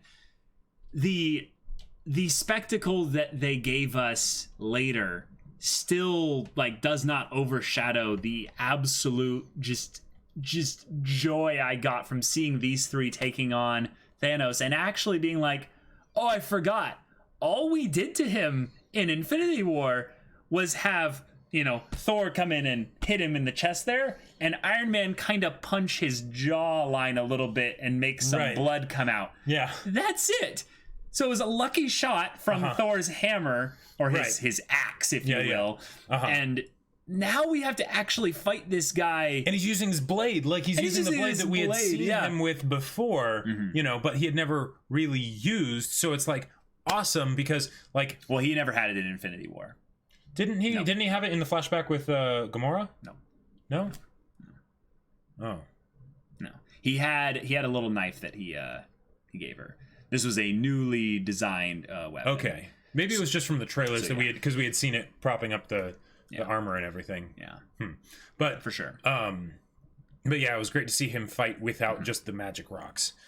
And the fact that like his confidence, like the overconfident villain, but the fact that it was overconfidence because of seeing his future self and the demise of his future self, and basically being like, yeah, that's okay. I still won. I still won. You know, like that made it feel earned to me, because it's like, oh yeah, no, this is all gonna go just fine. Yeah, it even makes sense him being cocky because he doesn't even really know them. Yep, he doesn't. Yeah. So once we have this fight and stuff, I love that Thanos even beats them without the stones and with Cap wielding Mjolnir like a badass. Like, he wielded Mjolnir better than Thor was wielding Stormbreaker. And it's a bit much, you know? Yeah. Like, he was doing work on Thanos. And then we have the scene, you know. You've got this valley out there. It's practically David and Goliath, like mythic level proportions of stuff. Cap has this big gash on his arm, and he takes the strap and And isn't the shield like half broken at that point? The shield's broken. He's not even he doesn't even have it. Right, like, exactly. Yeah, the shield's busted. Yep. And Thanos was about to kill Thor with the Stormbreaker. Yeah, exactly. Yeah. So then we have this moment of, you know, the armies of Thanos behind him, and it's just like, yeah.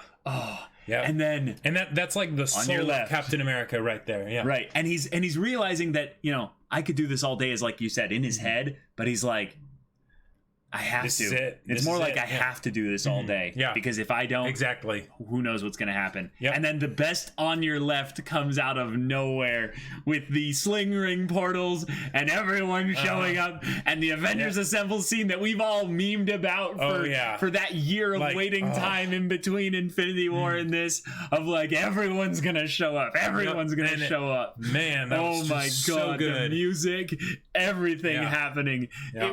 It was just this beautiful scene where they just built and it built and it built. Like, I was basically nutting in the theater. Yeah, I think we all were.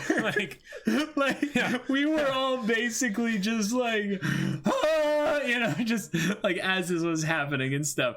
And yes, everyone is here. It was glorious. So.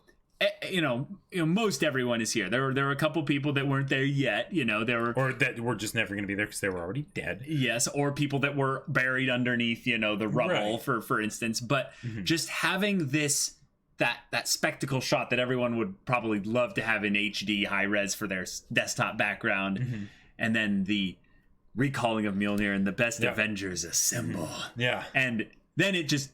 Craziness ensues. Yeah, exactly. Craziness ensues. But we got that. That was our reward. That was our reward for waiting 11 years. And when I think about things to like if I did want to nitpick, yeah, I can think of maybe two things, and that's it. Like, isn't that pretty incredible that over a 3-hour movie with all these moving parts that there's basically nothing to complain about. Yeah. And even then, that's just like, okay, come on, you know, chill. Yeah. So, you know, if you're not invested in the Marvel Cinematic Universe, it's something where it's like, oh, this is going to be a cool action scene. But for a lot of us, it's something that it's just it felt really good. So once we get into the fight and it becomes a thing of pass the gauntlet around, there's a lot of cool fan servicey scenes and moments. We have a really sweet moment between Spider-Man and Tony. And Mr. Stark, I must have fallen asleep or something, you know, blah, blah, and it's just like... Everyone got all dusty. And again, like the look on Robert's face, not Tony, Robert's face, you know, but the look on Tony's face, no words are necessary. And you know how I love when, like, you know, stories are able to communicate without using dialogue. Like, Giant Man punching that monster from the first Avengers was amazing. Yeah, they had every kind of just over the top fan servicey thing happen. Like, they had all the really powerful characters in the Avengers like do something awesome against Thanos. So like Scarlet Witch shows up at some point, and she just absolutely begins to tear apart Thanos. He has no gauntlet. He is a basic bitch compared to her. And he's just like, that was a primary point where I actually respected that they had that have the entire battle shift to where he's like, all right, kill everyone. Just blow everything away. I'm about to die. I need to, like, I know she's not as durable as me, so I'll survive this at the very least. And that shifting of the fight was fantastic to having just chaos ensue. I love how Clint passes the gauntlet to the new generation of heroes: Black Panther, Spider-Man, Captain Marvel. Yes. Great point. Yeah. Yes, there was a very definite passing of the torch, and kind of an acknowledgement also of like how many wonderful characters they've created so far. Like there was the scene where they showcased all the lady superheroes that brought in there, and they followed Captain Marvel and stuff. It was super fan servicey. Yeah, but it's like, and that one I will say, like, that almost seems like a bit too fan servicey, because like as much as I love Spear General, she's not as useful as Captain Marvel in this end fight. Are you talking about Tessa Thompson's character, Valkyrie? No. Spear General? Black Panther Spear General. Yeah. Because like sure. at least with the Valkyrie, it's like she can fly. Oh, I gotcha, for sure. Yeah. But that was something where Okoye, thank you for sure. But the fan service of having so many little character moments in the fight while having an actual fight that had stages to it and had some level of tactics with the MacGuffin being passed around and stuff. I think Black Panther getting it was a great choice, although he couldn't fly, so that made way more sense to give it to Captain Marvel eventually. Which, by the way, I know a lot of people were worried about how Captain Marvel was going to be used in the movie as kind of a Deus Ex Machina, solve all the problems. But I thought it was handled very well. It's like she genius. She fought Thanos at one point, and really. Well, let's talk about her entrance. Yeah, her entrance. She destroys the ship. She does exactly what you'd expect her to do. She comes in from space. Weapon, Yes, yeah. she's the bullet that can pierce anything.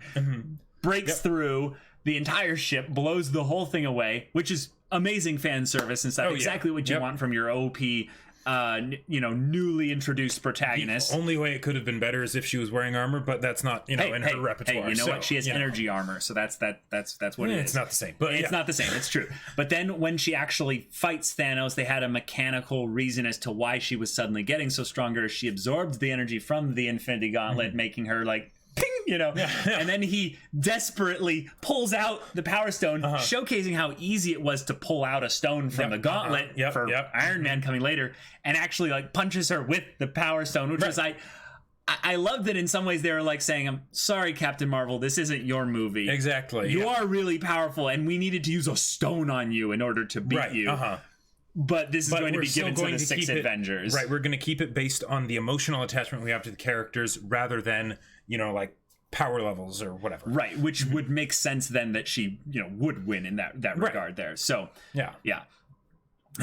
Yeah, and Captain Marvel's whole deal is that one line that unfortunately the rest of the universe doesn't have you guys, so it's a reason for her to not be there also as well. So then we get just spectacle, gorgeous, glorious spectacle leading up to a final confrontation between Tony and Thanos. Yep. And we have a little switcheroo and plot conveniences aside with how he was able to take them all, and like why it didn't instantly kill Tony, given that they needed Hulk in order to be able to do it and stuff. I like that this has consequences. He needed to be the one to do it. And hey, I'm not even mentioning the fact that Strange was kind of giving him the whole this is the one kind of thing. Right. Which was basically meaning you do whatever you do and you will succeed. Which gives him you're thinking of doing right now, that's what you need to do. Yeah. Right. So he ends up, saving everyone and ending it the way that, coming full circle again. I am inevitable. I am Iron Man. That was it was special. It was his gauntlet and his suit. And yes, let's remember, y'all, while it is a little bit of a thing of like, just it's going to work, we have seen him take the power of the Infinity Stones and have it hit his armor in Infinity War, and he was okay with it. Now, this wasn't all 6 of them, But there were multiple points where Thanos shot him with the Power Stone, with Tesseract energy, with multiple other types of things, and Tony just kind of.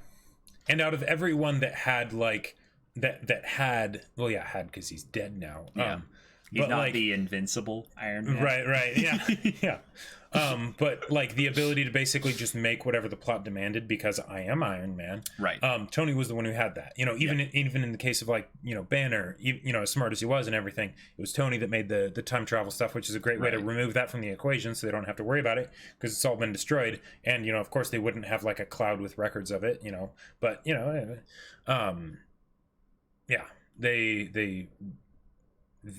Tony was the person to do that with if they were to have anyone do it. Yeah. Both from a narrative standpoint and from a character standpoint. And then from a narrative standpoint going forward, the fact that he's now dead, it solves a lot of the issues that they would have had by having him be able to do all that stuff. For sure. Yeah. But this movie was a trip. And then we end up having the payoff for the ending. And I kind of want to briefly go back and talk about the whole stuff in the 70s with S.H.I.E.L.D. and Cap and Tony. They go back to get the Pym particles, right? Mm-hmm. And you kind of realize in a lot of ways how they're setting up Tony's death here in retrospect. Now, I saw the movie a second time, and I didn't really notice this until the second time. But when you notice that they're going back, it's kind of the, we don't need to survive this thing. We will both, us two will do whatever it takes. It's them basically saying that these two will do anything to bring things back to the way things were. And them taking it all on a bet like this is totally something that they would do. But there's so many things in it that went beyond the fan service. Like there's the things of them noticing all the characters from the past, like Peggy and stuff. But you have this interaction between Howard and Tony. And there's no like plot, time hole, plot hole, time shenanigans of him like giving Howard ideas for specific things. It's just a guy that Howard interacted with who was also a dad, and they talked about what it's like to be a dad and what their worries are and stuff. And I loved how much they showed things from Howard's perspective to be this guy who was like, I don't think I'm going to be able to do this job well. Like being a dad's going to be tough. And Tony kind of having that, this is the end of my rope kind of thing, has this, I would say, enlightened perspective, not just because he's from the future, but because he sees, he sees his dad for who he really was. Now that he has all this perspective of being older. Excellent point, Jess. Howard saying he hopes his kid isn't like him, and saying the greater good never outweighed my own selfish desires. Then Tony does what he does. Yep. It's something that he predicted, and also still ended up being the thing that would attract out, from the shadows, people from S.H.I.E.L.D. to introduce Iron Man to the Avengers Initiative. Can you imagine if they never brought Tony in because he was too self-centered and stuff, or they didn't call him out on his self-centered stuff like in Iron Man 2? It's really something special where you realize that Doctor Strange's multiple, endings is also kind of in a way that there was no other way to, it's kind of like them saying there's no other way to do the MCU up until this point. All of it mattered.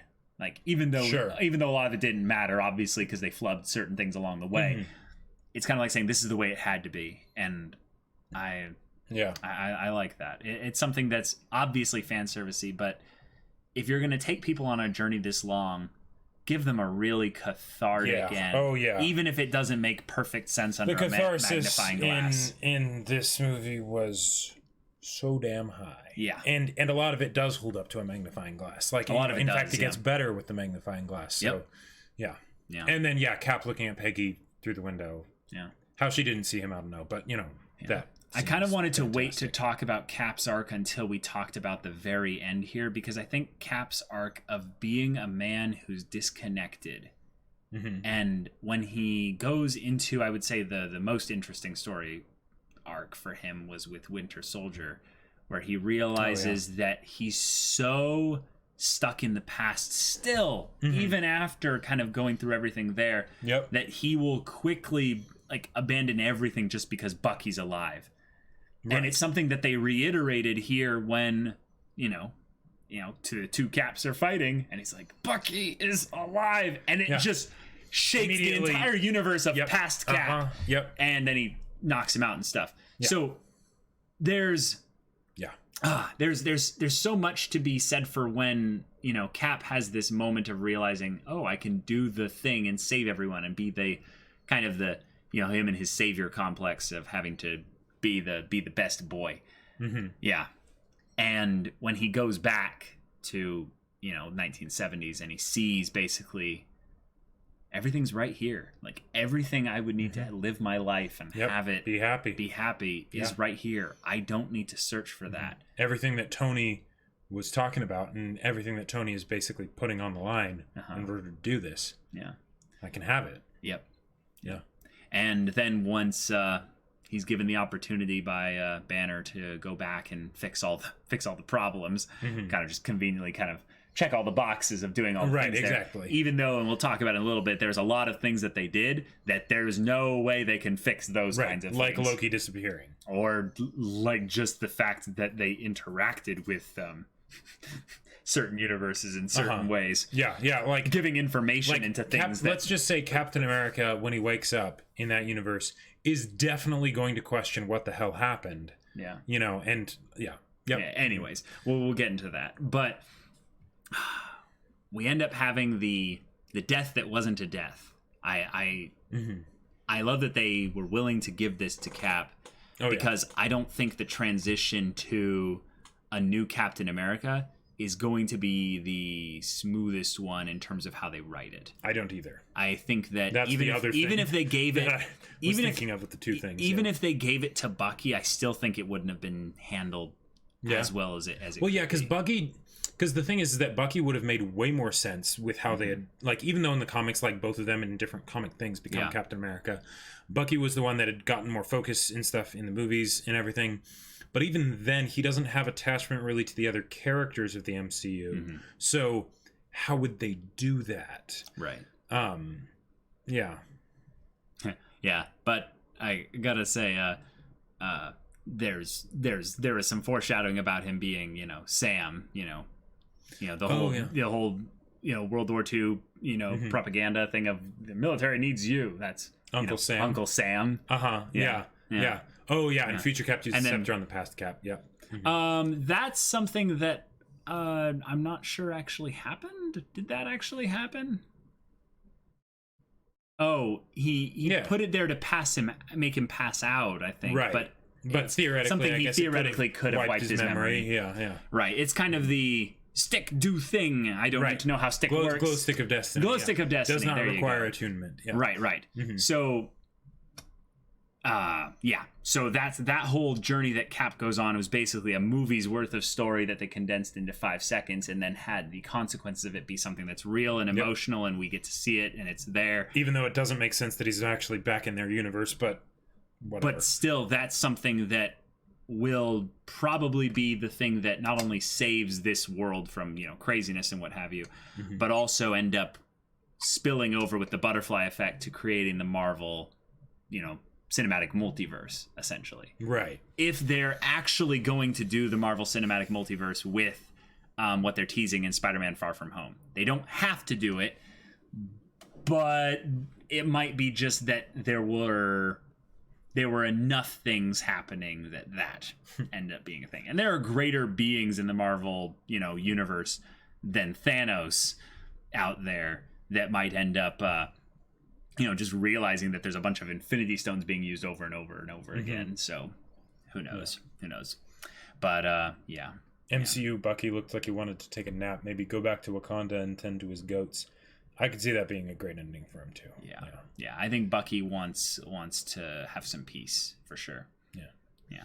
But then we have the funeral. We have the end for Tony and the cheeseburgers, little cheese. Yeah, there's so many little scenes, and I love that they even had the kid from Iron Man 3 in the background there. Because we're connected. And it was just like, they have so many little callbacks and stuff for this character's ending and stuff. And while it hurts that we didn't get as much of a kind of a pomp and end for Black Widow, it's something where Yeah. Yeah, it's something where, How many satisfying endings are there to the MCU? Just one. Right. Oh, and the proof that Tony Stark has a heart. Yes. Yeah, that was a great callback to a new one. to Pepper. Yeah. Oh. Yeah. Because like that was one of my favorite parts of the first Iron Man. Mm-hmm. You know, yeah. And oh man, yeah, that was really good. Yep. I still find it hilarious that they told Tom Holland it was a wedding. Wow. Wow, they did that. They did that. And they had everyone wear black, and they told him it was a wedding. Wow. Oh my god, that's hilarious. Wow. That's hilarious. That's amazing. Yeah, so glad they showed Happy being there for Morgan. They told the whole cast and crew it was a wedding until the day of the shooting. They told Mark Ruffalo that too. Well, yeah, of course. Of course they told Mark him and Tom Holland. Yeah. Mark actually spoiled. Tom was the decoy for Mark. Yeah. Tom Holland has been kind of the controlled opposition sort of thing for these spoilers. Yeah. Whereas Mark Ruffalo is the one you don't want to give him anything. He's screwed up like so many things over the course of like the last 2 years. But oh my god. So, okay.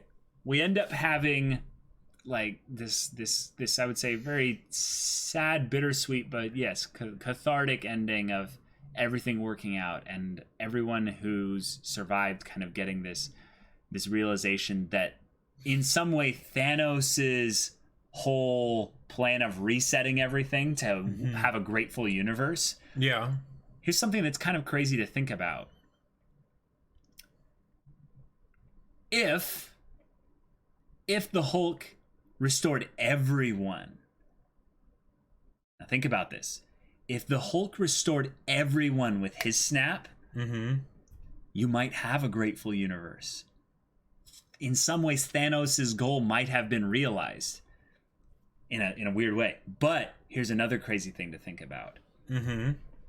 What if?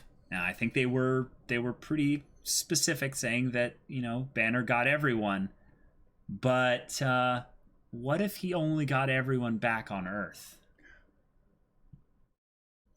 Oh. And sure. I mean, that's all he was able to do. We don't know. So there's a lot of things that might be rippling effects from this movie into the MCU. Wait, hold on just a second. Yes, that happened, Jacob. Yes. Mark streamed the beginning of Thor Ragnarok on accident. Yep.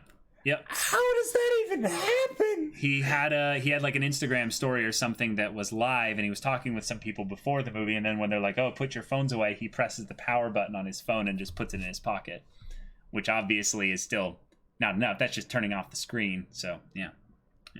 Oh my god. Oh my god. Yes, and then Mark Ruffalo, they all died. Don Cheadle, Nani. Yep, that's exactly what happened. And then he's like, "Oh, that." And then it was so funny because then he's like, "Oh, not everyone. Most people die." Yeah, and it's just like, no, stop. Just stop talking. I've seen that. I've seen that. But wow, that is so amazing. Yes, but Thanos wanted a grateful universe that was long-term sustainable. Now, while that's something that he's crazy, it wouldn't actually work that way either way. Yeah, you'd need to do that again in another. Yeah, you need to do it again. 500 years or it something. might take longer to get to that point than it did to begin the universe from there to whatever. But I like that on some level, the rippling effects of the snapping will still be felt because people came back and people will tell stories about those that's like, wait, why are you 5 years older than me now? Like... Sure. Like there's things that could be very interesting for them to there was have happened there. Something that someone mentioned a while back, but it was that Peter's really lucky that all his friends got snapped. Otherwise, it's like he comes back and it's like they're 5 years older, and it's like, oh yeah, I'm in college now. Yep. That would have been hilarious. But hey, hilarious. But hey, I mean, they could do that though. Like, there could be like one or two friends, side characters. Yeah. Yep. Yeah, but no, they're gonna have all the main characters be the ones that got snapped. So, and besides, why would they do that? Because then that'd be talking about Endgame spoilers. Like, exactly. Just exactly. Aunt May was snapped as well. Oh, good. She gets to be young and hot. No.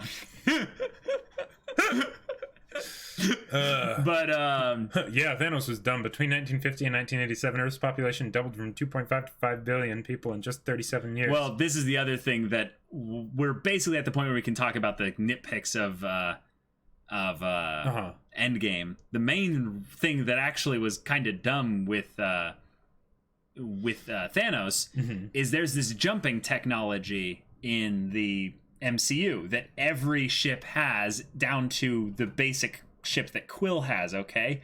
Oh yeah. So why didn't he go directly over to Earth, since they knew where it was, and just carpet bomb the whole thing? Well, okay, but here's the thing that I could say that you could make as a counter argument, even if it doesn't necessarily hold up entirely, is that he didn't want to destroy the Earth. He wanted all the Infinity Stones, right. And they had already gathered them, so he's like, no, so I'm going after them, not after you. He didn't care about them. The Infinity Stones couldn't be destroyed, like as far as we know.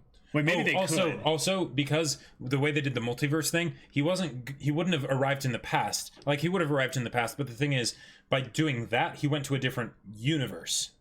Who did? Thanos. It wasn't just the time aspect. No, because they're from the future, so if they were going back in the past... Right, but the thing is, if he had killed them beforehand, that would have been killing them beforehand in his universe, not in their universe. Gotcha. Yeah. Okay. That's yeah. Cool. Then in his timeline they'd be gone. Yeah. The Banatar and the Milano. Thank you, Tachi Gamer. Appreciate your expert knowledge on all this stuff there. Thanos left his universe and went to another one, so in the universe he left, there's just no Thanos. That's another thing. There's no Thanos in that universe. So there's a couple of things that could be split off in very, very interesting ways. Right. Yeah. Yeah, there's a couple things that, with the decisions made to restore everything by going back in time, just Cap having a happy life with Peggy. Yeah. Ends up kind of. I mean, do you think that he stopped Hydra before it became a real problem back then, or did he just let them keep going? Like, did he basically be a non-intervention kind of? Right, exactly, because that's not Cap's style. And while I don't think he'd go playing the lottery. Mm-hmm. Yeah, exactly. Yeah. So it's something where. Yeah, like the minute Cap went back, the universe might have just shifted and created another, basically alternate reality. And it's something Cost of his happiness, I guess. Yeah, exactly. And I like that that's something that could be a potential side effect consequence that future Avengers and superheroes in the MCU have to deal with because of their actions. To be happy. Yeah. And also the idea of the other thing is where someone was saying this earlier, but basically if there's a bunch of Infinity Stones being used and our basic technology can sense them being used in that way, can detect them being used. What is this to say about Eternals and huge galactic, like Galactus level super beings? Hey, okay, the Infinity Stone is there, and there's another one there, and there's another one there, and there's another one there. Well, no, just how they will then act in the future. With because the whole point of the first Avengers is, by using the Tesseract, it is a symbol to all the realms that the Earth is ready for a higher form of war. Yep. Well, they just got signaled in the 1940s or whatever that the Earth was ready for a higher form of war. So, Yeah. I don't know about that. Yeah, there's a lot in this movie that makes you go, okay, they went in that direction, and I am very much okay with it. But if I wanted to nitpick, it wouldn't be too hard. But I just can't find the energy to do it because I had so much freaking fun watching the movie. And that's something that I've missed with the geeky, nerdy type kind of culture movies out there. Is there's a lot of them where I think on some level maybe it's not necessarily a geek thing as it is more of a nerd thing. But when it comes to like sci-fi and stuff, there's this need to prove like mental superiority in terms of the concept of the storytelling. As we are intellectuals and we have a higher form of we are philosophy majors. We are going to tell stories of Yes, we're going to tell stories of a higher caliber.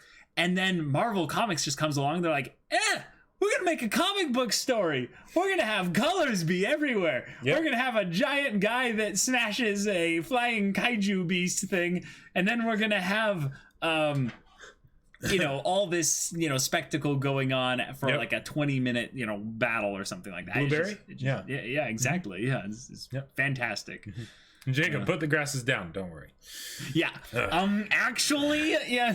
Oh, but General S.C. Patton, I'm picturing Cap saying "Hail Hydra" to get into that shield base and deleting System 32 from Soda's brain computer. Oh my god! Just then it's done, just like that. That would be fantastic. That would be so amazing. That would be so good.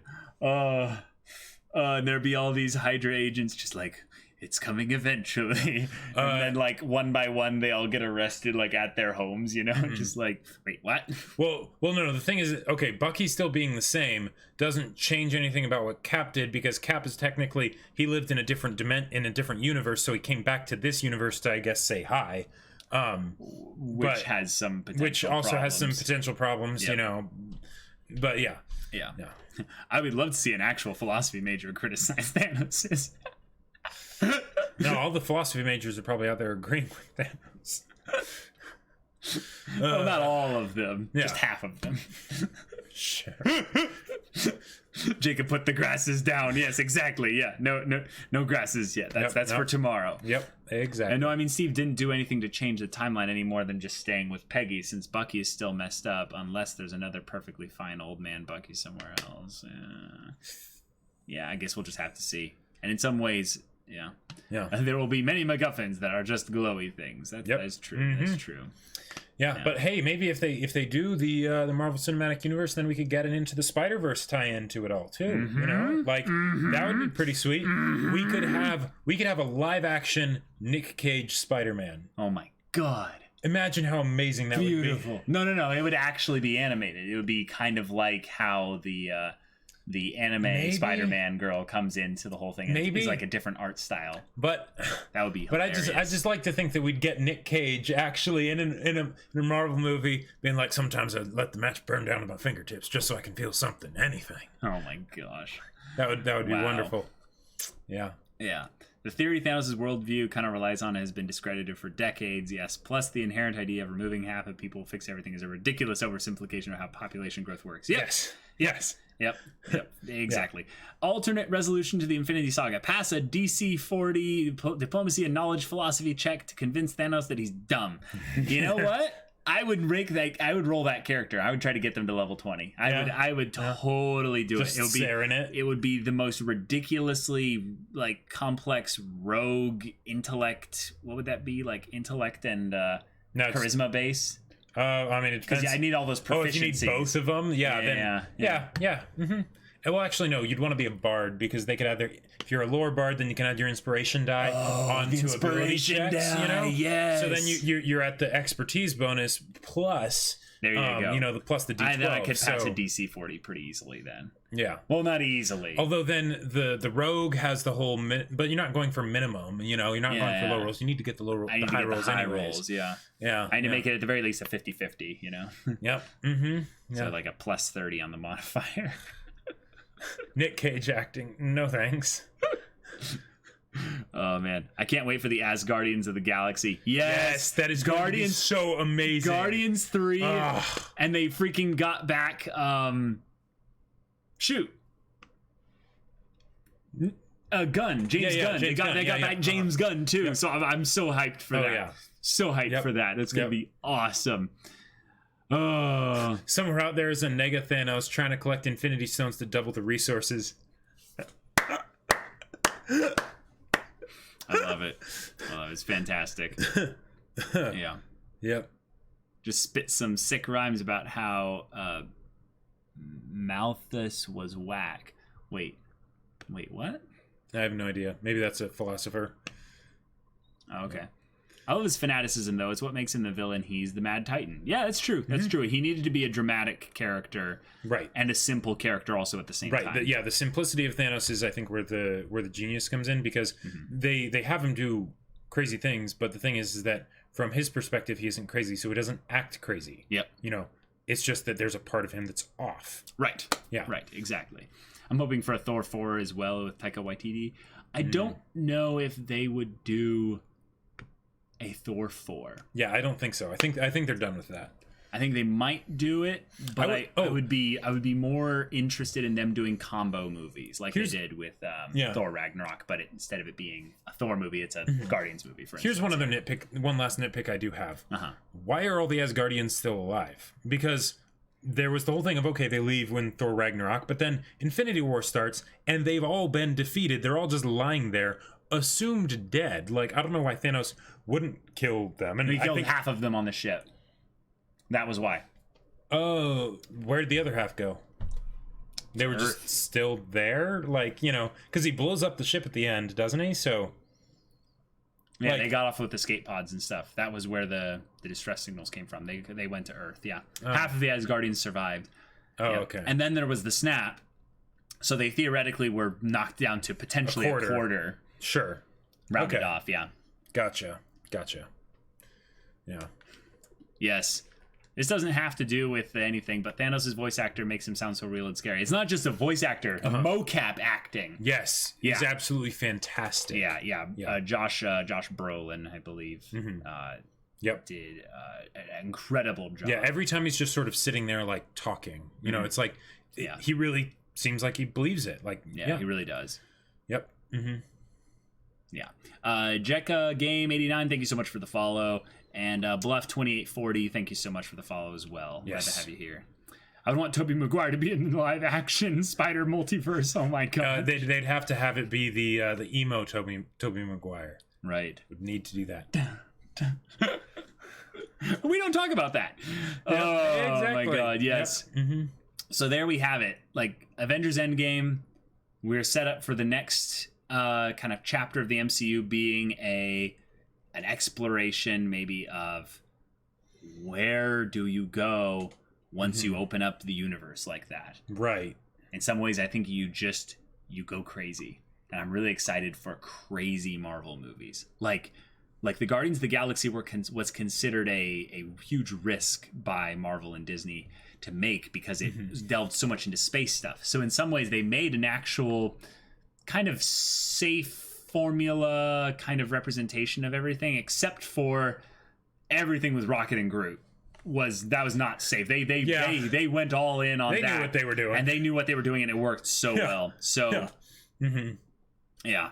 Oh, but absolutely fantastic movie. For sure. We are spoiled, guys. We are absolutely spoiled. Everyone, we are.